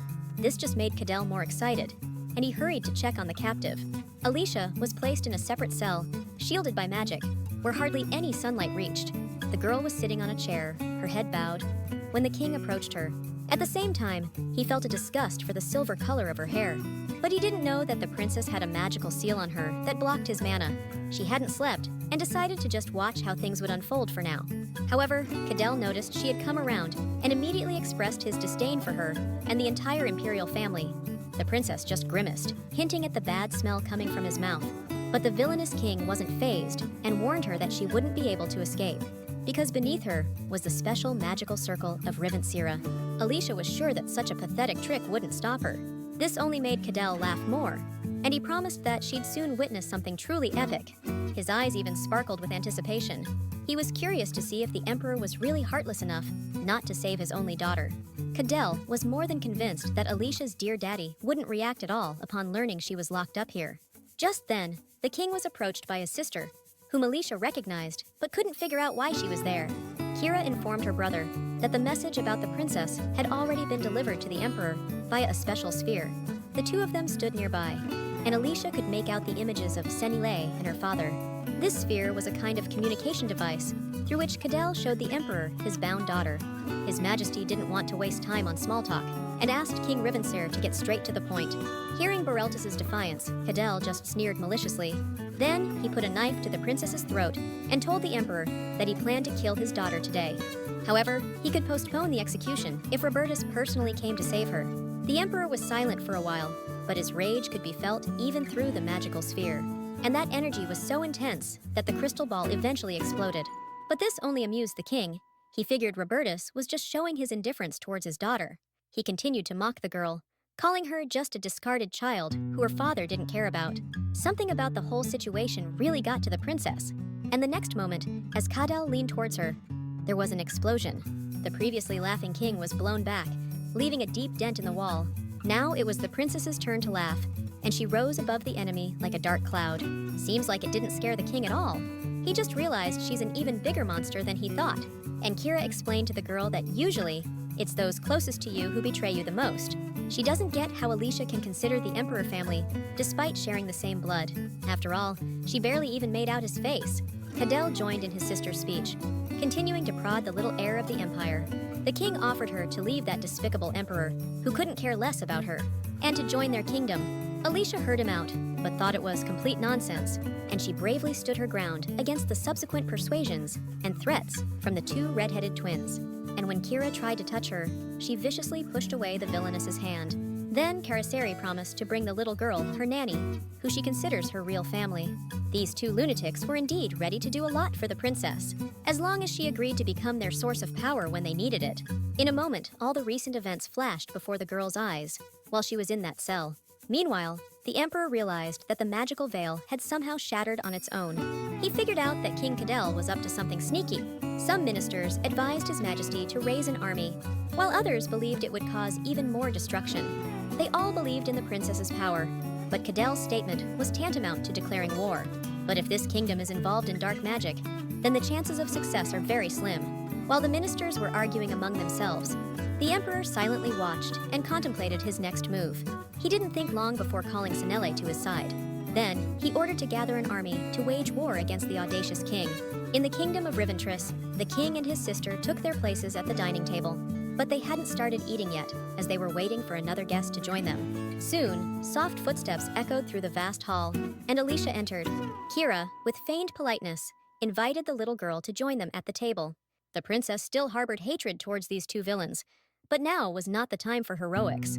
Besides, she was hungry, and sitting down at the table, asked if the two were related. They just melted, because they loved to praise each other and show affection. But Alicia kept asking questions, wanting to find out who was behind the attack on the palace during her debut. Cadell confessed that it was him, and that he also ran the illegal auction and was skilled in dark magic. This pissed the princess off so much that she grabbed a dinner knife and threw it at Kira. But she dodged, and the knife stuck in the wall. Such an action from Her Highness infuriated Cadell, but his sister asked him to calm down. And she explained to Alicia that the incident at the debut was to break her out of prison. Kira once again praised her brother for his cleverness, which only made the princess angrier, and the redhead kept assuring that Her Highness would soon want to become a member of their family. And if she doesn't agree, Kira will spread the drug Kashanbul even more across the empire, and they'll plant dark mages everywhere, plus the illegal trade and auctions will expand. Kira assured the princess that until now, they had unintentionally been spreading chaos throughout the empire, and if Alicia agrees to cooperate with Riventris, they'll do everything to make sure this doesn't happen again. The girl didn't outright refuse for now, and first asked what exactly was expected of her, but she hoped in vain that they would lay all their cards on the table right away. Cadell only explained that Alicia would be called upon when needed. Realizing she wouldn't get more out of them, the princess promised to wait. Meanwhile, Isabella saw herself underwater, even though she had just recently reported a kidnapping. The nanny knew she was now facing death, but she didn't want to leave the little girl alone in this cruel world. For a moment, she thought she saw Alicia's face and reached out to her. Then the princess's voice sounded, and the nanny opened her eyes to an unfamiliar ceiling. Alicia stood by her bed and realized that Isabella had a nightmare. Judging by the pained howling through her sleep, seeing her little girl again seemed like the greatest joy for this woman, and she immediately rushed to embrace her. Then she checked if the princess was hurt, but the girl just laughed merrily and assured her that she felt great and wasn't hurt at all. Only after that did Isabella start looking around, realizing they weren't in their home palace, but she was shocked to hear that they were in the kingdom of Riventris and would be staying there for a while. Alicia also explained that if the nanny didn't want to stay, they could send her back to the empire. She understood that it might be unpleasant for Isabella to be there, and didn't intend to keep her against her will, but she immediately objected. She couldn't leave her little one, and was ready to follow her even to hell. She didn't care that it was enemy territory, and nothing would make her change her mind, because as long as the nanny is by the princess's side, her heart is at peace. The only worry was that they didn't know what plans the king of Riventris had. Rumor has it he's been into dark magic for a while, but even if he's a mage, there's always a way to take him down.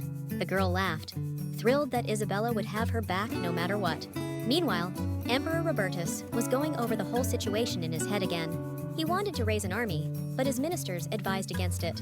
After all, the fact that the kidnappers took the princess without anyone noticing shows they're incredibly powerful. Heading there would mean walking right into a trap, putting the entire imperial army at risk. So, His Majesty decided to go to the Riventris Palace alone. This caused even more anxiety among the ministers, especially since he had just returned from a prolonged war. Going against the enemy alone is basically suicide, but the emperor's decision was final, and at dawn, he was set to set off. Even though he felt this nasty sensation, it was all because that brazen king was provoking him. For now, Robertus was only sure of one thing. His daughter wasn't the type to just sit back and do nothing. A little while later, a maid brought tea for His Majesty, but the advisor Senele intercepted it and decided to serve the emperor himself. It was another reason to try and persuade their ruler to ditch the foolish idea of going to the enemy's lair all alone. The advisor hoped that the emperor would reconsider his decision. Suddenly, Robertus froze in his gaze. Then he started to wheeze, and a stream of blood flowed from his mouth. Senelit realized someone had tried to poison His Majesty, and immediately started shouting for the court doctor. However, with each passing second, Robertus was increasingly gripped by the strong clutches of death, which came to him in such an unexpected way. His eyelids became incredibly heavy, and his gaze grew dim. Over in the enemy kingdom, it was time for another feast, and the little princess was invited to the table too. But Alicia wasn't happy about having to see those disgusting faces every morning, and they still hadn't given her the assignment. But today, the king announced that all preparations were complete, and now was the time to harness Her Majesty's power. Today was the day when Alicia had to switch sides and carry out their mission. Her role in this was crucial, but the girl just grumbled that the king keeps stalling and never gets to the point. Then Cadell reached into his inner pocket and started pulling out some kind of artifact. Just as the princess suspected, it was a vial with a purple drug, Kashanbul. Usually, in small doses, it's indeed used as a drug, but in special cases, it becomes a deadly poison. This substance was just recently added to the Emperor's tea. News of the deadly attack on Alicia's father sent the girl into a rage, but she held it back. His Majesty had already been subjected to dark magic, and after the Kashanbul, his internal organs would be severely damaged. This causes irreparable damage not only to the body, but also to the soul, because dark magic was involved. The fact that the Emperor survived the war after encountering this magic was a miracle, and now the drug will become poison for him. Still, Alicia didn't want to believe that His Majesty took this liquid like the last fool, and Kira explained that spies had infiltrated the palace, who took care of this. Moreover, they had been drawing teleportation circles in the Emperor's chambers for a long time. They knew that His Majesty should wake up soon, because his mana was suppressing the dark energy, and they were in a hurry. And now Alicia has to make her final move. When they teleport the Emperor here, the girl will just need to finish him off. But the princess couldn't understand why she had to commit such a wicked act against her own father. And the king reminded her that this father had shown her nothing but hatred and contempt. This was supposed to motivate the princess to take such a step. But then Isabella entered the dining room and started persuading the princess not to make an irreversible mistake. Isabella's sudden appearance without permission outraged the king and his sister. Yet she continued, despite the ongoing feud between the Emperor and Alicia. He was still her father, and if she ascends to the throne, having stained her hands with his blood, she will never find peace. Kira decided to intervene and declared that the princess had already chosen this path, and the nanny shouldn't interfere. But Isabella wouldn't give up. She was ready to do anything to keep her little girl from going down the wrong path. After all, she's just a sweet child. Yes, she has power, but it shouldn't be used for such sinister purposes. Alicia herself was a bit lost in her feelings and decisions, but she asked the nanny to back off. But her requests didn't work. Isabella was determined to fight until the princess promised not to do it. This audacity really pissed off King Cadell, and he decided to deal with the woman himself. Approaching her closely with an angry look, he reminded her that Isabella was just the princess's nanny, and he wasn't going to tolerate her antics. Then he slapped her, and Isabella fell to the floor. The princess stood there in total shock for a second, but at the same time, anger was building up inside her. She was furious that the king had hit someone dear to her. He immediately tried to clarify that he had no choice because she was behaving too arrogantly. But for the girl, that wasn't a valid argument, and she had been treating them decently all along. However, hitting Isabella turned out to be a fatal mistake for Cadell. Alicia's rage was building every second, and she was done being nice to those red-haired scumbags. Magic swirled around her, growing into a powerful stream, until it resembled a flame that brought nothing but death. Cadell realized that this youngster was about to attack him, and he prepared to use some dark magic tricks of his own. But he couldn't gather his mana in time, and Alicia's destructive energy slammed into him and Kira. The strike against the enemies ended with a massive explosion. With her last breath, Karasiri couldn't believe it was all ending like this. But the next moment, both lay on the floor, lifeless, reduced to a small pile of ashes after the princess's attack. Then the girl walked over to her nanny, hoping she was all right. Alicia placed her hand on her pale cheek and started to apologize. Her Highness didn't want to expose someone she cared about to such risk, and decided to immediately return home with her nanny. By this time, the Emperor was starting to come around, but he woke up with a massive headache. Even in such a state, he realized that Cadell had indeed managed to plant his spies in the palace. Robertus tried to get out of bed, but he stepped right onto a teleportation circle hidden under it. The magic did its thing, and the next moment, the Emperor was gone from his chambers. He felt like he was going to pass out, but he stayed conscious, and saw that he was in a dungeon with his hands tied. His sword was lying nearby, and the gloomy walls were unfamiliar, so this wasn't the Imperial Palace's dungeon. Then he heard soft footsteps, and soon, a little princess appeared before him, silently staring at him. While Robertus was trying to figure out what was happening, the girl started scolding him for his inaction. After all, if she had been just a regular child, she would be lying dead by now. But for some reason, the Emperor thought her actions could only be seen as betrayal. Looks like this guy never changed, didn't give a damn about his daughter, treated her like she was nothing. It hurt her so bad, and she reminded him that he should have gotten rid of his child the moment she was born. Alicia understood his anger from losing someone he loved, but that didn't mean it was her fault. Now, the princess wanted to hear from her father why he had always treated her this way, and what she heard was a terrible confession. His Majesty never wanted a child. Those words stabbed her heart worse than the nastiest enemy attack. Sure, she never expected this man to love her. She didn't even have a shred of hope for it. But hearing that she was an unwanted child awakened something terrifying in her. Hurt and anger merged. Alicia approached the already weakened emperor and grabbed him by the throat. Her eyes glowed a fiercer red, signaling she was ready to commit the most dreadful act. But then she let go of the ungrateful parent's neck. Instead, she picked up his sword and got ready to stab Robertus like he was just some rag doll. Maybe she hadn't decided yet on how exactly to punish the emperor, but she definitely wanted him dead. For some reason, the emperor didn't even try to resist, and the girl, filled with resentment and anger, swung the sword at him, aiming to split his skull open. She wished that his majesty would vanish forever, so her eyes would never have to see that hateful face again. Suddenly, the little girl found herself somewhere else, on a clear day, surrounded by people brimming with joy. Everyone was talking about the start of the wedding ceremony. Moving closer through the crowd, the princess saw everyone greeting the emperor and the empress. Then she saw with her own eyes Robertus Revitsir and Cecile Bronya, and it was their wedding day. The emperor looked totally different from how Alicia was used to seeing him. He was very happy with his wife. The highlight of the event was the newlyweds' sealing kiss, which filled the air with a pleasant magic. Later, the princess moved to that very garden she adored. Robertus led the young empress there, covering her eyes to set up a surprise.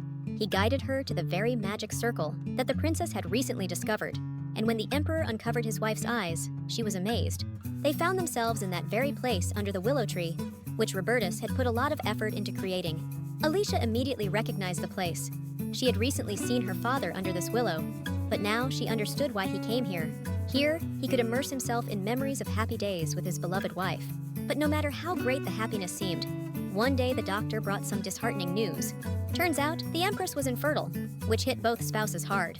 But Cecile tried not to lose hope, knowing these things happen. Plus, she was always a bit frail health-wise. She really felt for the emperor who needed an heir.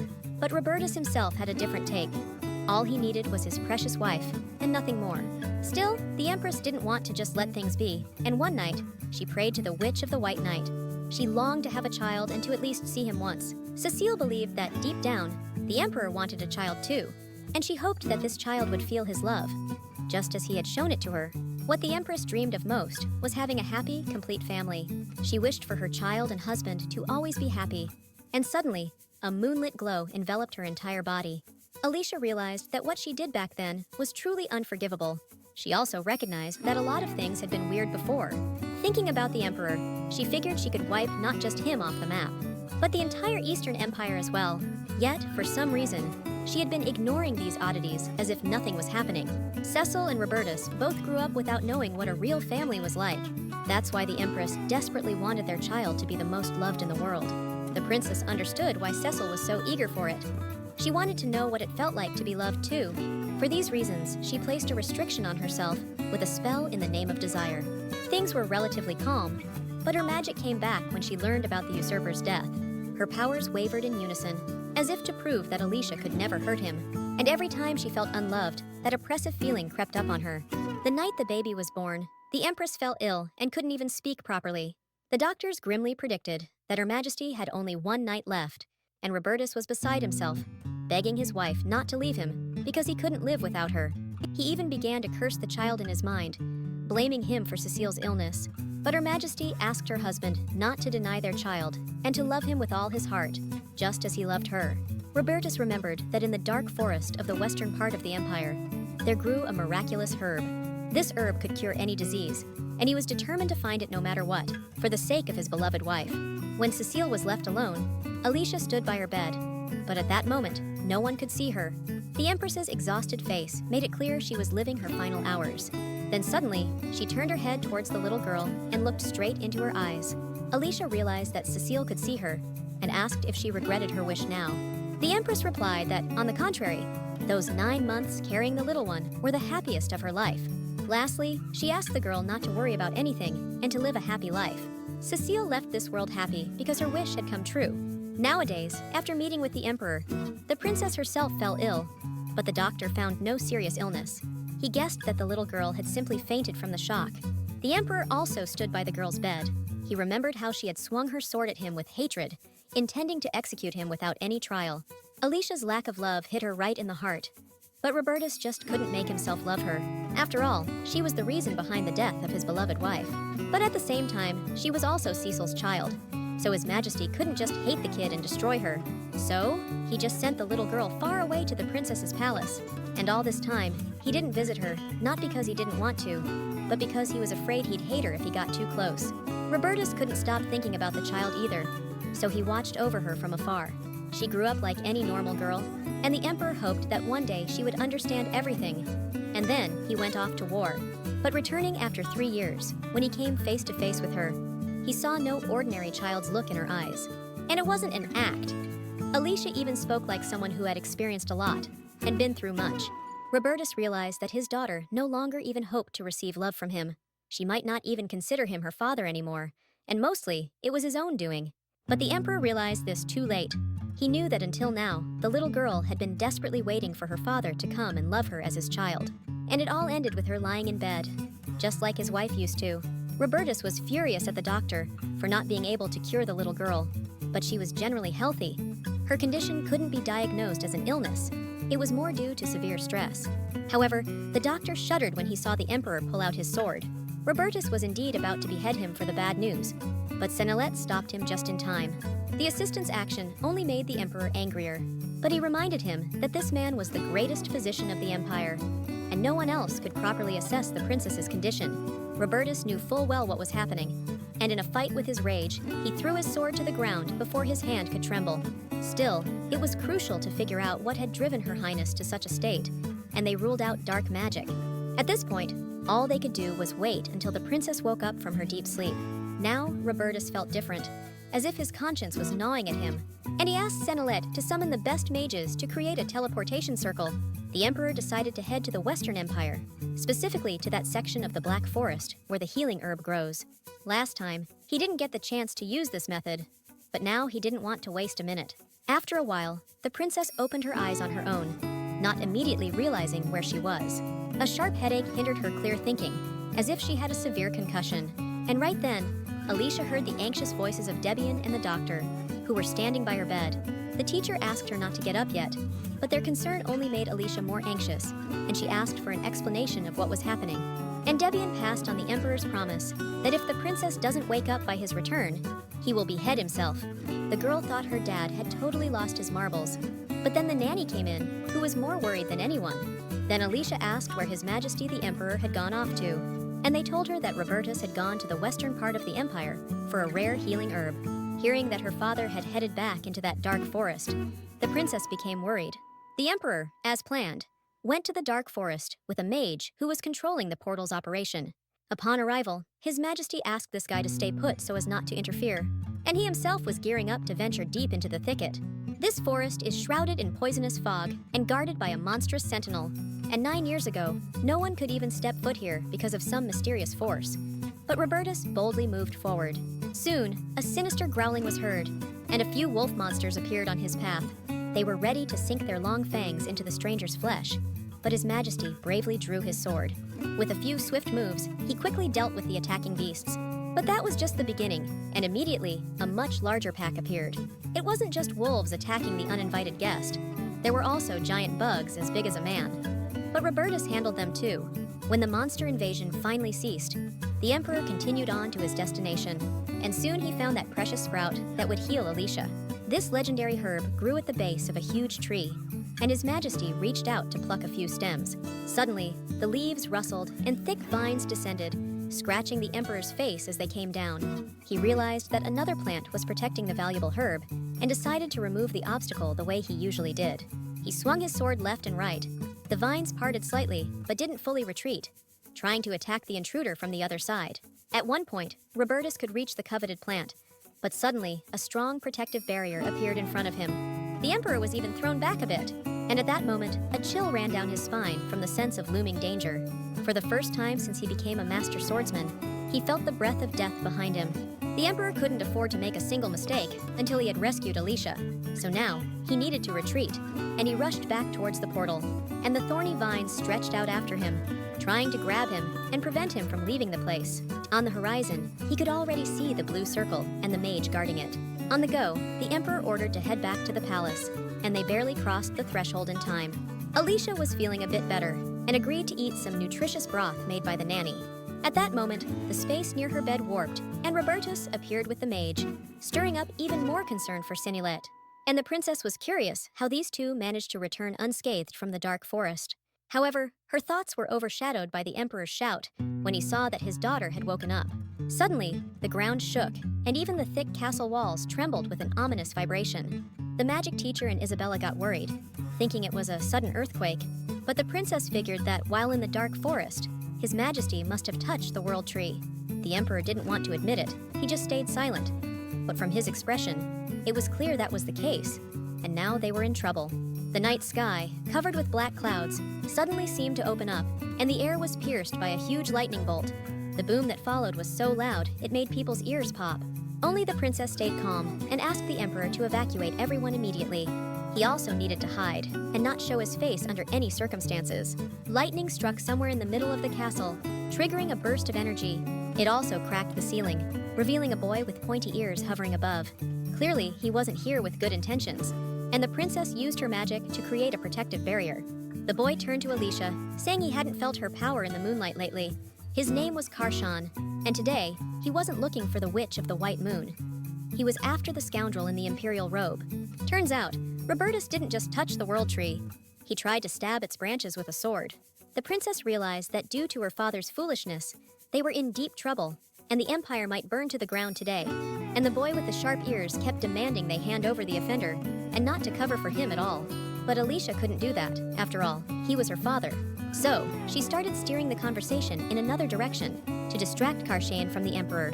It worked, and now the boy wanted to test her strength, since it had been quite a while since their last meeting. While they were talking, the others managed to evacuate. Karon readied himself to attack, radiating so much dark magic that the stench was unbearable. But the princess wasn't about to back down and prepared to teach the uninvited guest a lesson. Using magic, she ascended into the sky. Then she began to wrap herself in magical energy, planning to knock this boy out with the first strike. Alicia didn't just want to beat him in a fight. She wanted to pulverize him, so he'd never dare step on their lands again. The princess was ready to punish him for causing chaos and destroying someone else's imperial palace. In response, the girl only received a dark energy arrow flying towards her, but she managed to react just in time. And that arrow, upon hitting the princess's palm, instantly dispersed into pieces. It wasn't the only attack. Many arrows were aimed at her, but she successfully blocked them all. Then, everything quieted down a bit, and as the haze cleared, Karon was no longer visible on the horizon. While the princess peered into the darkness above, suddenly, a boy appeared and swung at her. But Alicia dodged, and he only managed to cut off a lock of her hair. It seemed to anger her even more than if he had wounded her. Her Highness promised to finish him off as soon as she caught him, but he had no plans of letting that happen. Meanwhile, he was gearing up for another attack, already twisting a hefty ball of dark energy in his hands. This was one of his signature moves. The guy was really going all out.